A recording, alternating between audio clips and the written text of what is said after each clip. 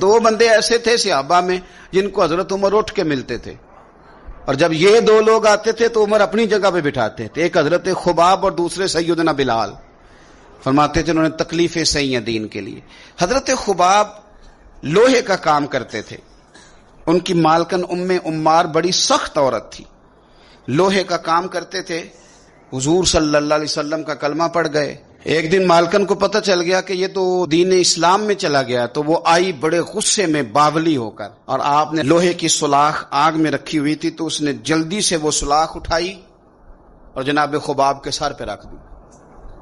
جلتی ہوئی سلاخ وہ آگ کا انگارہ بن جاتی، جل گیا سر مبارک۔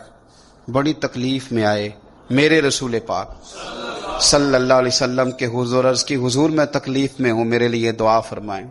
حضور نے کیا جملے کہے، قربان جائیں مدینے والے کی دعاؤں پر، حضور کی دعاؤں پر بھی قربان۔ اور میرے اعلیٰ حضرت فرماتے ہیں جب نبی پاک دعا کرتے تھے تو دعا اوپر نہیں جاتی تھی، قبولیت نیچے آ جاتی تھی۔ اللہ قبولیت کو نیچے بھیجتا تھا کہ وہ میرے نبی نے دعا کیا، جا جا کے قبول کر اسے۔ نبی پاک نے دعا دی، اے اللہ میرے خباب کی مدد فرما، اے اللہ میرے خباب کی۔ دعاؤں کا رنگ ہوتا ہے اگرچہ ہمیں نظر نہ بھی آئے تو۔ حضور نے دعا کر دی۔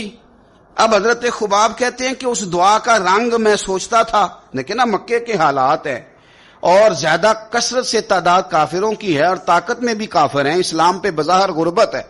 اب اس دعا کا رنگ کیسے نظر آئے؟ لیکن اگر کرم کرنے والا اللہ ہو تو پھر ضروری نہیں کہ ظاہری اسباب لوگوں کی نظر میں آئیں، پھر وہ رنگ بنا لیتا ہے، پھر وہ ساری رحمتیں خود بخود فرما دیتا ہے۔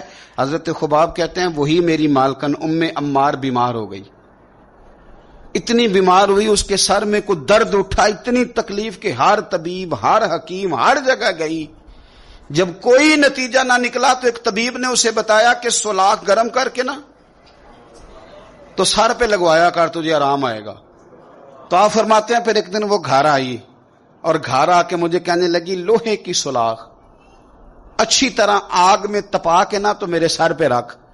کہتے ہیں لوہا تپ رہا تھا، میں پکڑ رہا تھا، سر پہ رکھ رہا تھا، گویا میری توجہ حضور کی اس دعا کی طرف چلی گئی جو سرکار نے فرمائی کہ یہ انداز ہے قبولیت کا، یہ انداز ہے کہ کوئی جنگ نہیں کرنی پڑی، بس حضور نے دعا کر دی اللہ اس کی مدد فرما۔ تو کچھ فیصلے اللہ پہ بھی چھوڑ دینے چاہیے، بڑی جلدی رب کریم وہ فیصلے فرما دیتا ہے اور بڑی جلدی انصاف ہوتا ہے۔